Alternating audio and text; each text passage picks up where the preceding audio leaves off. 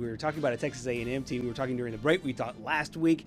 We really talked since the SEC season started about what Coach Bucky McMillan and his squad are doing over there. For a while, they were in sole possession of first place in the SEC. Lost a couple of games here. What do you make of this program as we sit right now as we head to the back half of the year?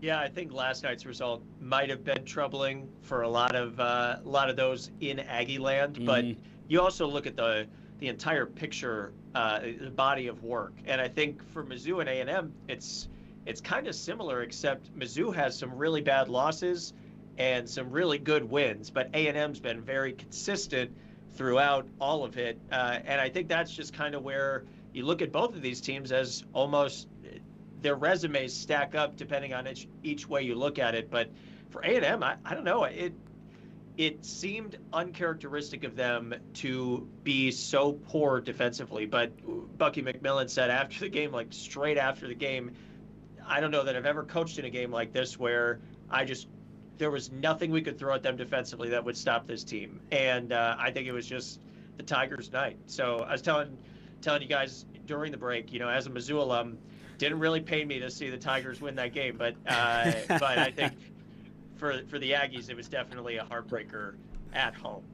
Yeah, and I mean, you take a look now at these last three games. We had talked about the Alabama game, and that was one of the more entertaining games that you could probably watch if you're an offensive-based fan. I mean, I believe it was 100-97 was the final score in Bucky McMillan's return to Tuscaloosa. And then you have the loss against Florida, but, I mean, you can't really say too much about Florida because they are, in my opinion, I think they're probably back to being one of the best teams in the country again, and what they've been able to do since the Auburn game. I think they have a plus 104 point differential since that Auburn game or something crazy like that. And then this game, you and I were talking a little bit about the shot there at the end from AG. You didn't like it. I feel like a lot of fans didn't like it. What did you make from it?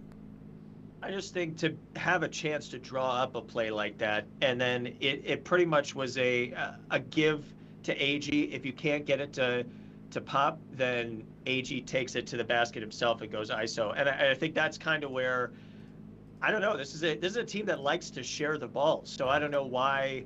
And Bucky even talked about it post-game too, about the shot selection just wasn't great. Sometimes they weren't trusting their teammates, and that's literally what this offense is predicated on, is trusting your teammates and going out there and just dishing the ball. Lots of assists, lots of shots, because if you shoot more attempts, odds are you're going to score more points. And I think that's just something that they didn't do a lot. But you look at the guy in that picture against Florida, Zach Clements. He had an incredible game, and I think he's really playing with a lot of confidence. A lot of bench players are playing with confidence. It's just about whether those starters can rightfully turn in points. I mean, they're out there starting for a reason. I think that's got to be the message going forward. Yeah, you share the exact same opinion as Bucky McMillan on Clements. Let's hear from Coach on his star. Played with confidence, played really hard, played with a little reckless abandon. Obviously shot the ball well, and he was a matchup problem when they switched, and he was able to get in the post and get some buckets when we had to have them.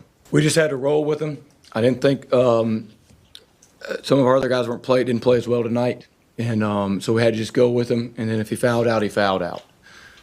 So he was actually doing the small things pretty good. We had some guys that weren't doing the small, that play a little bit more, that weren't doing the small things very well tonight.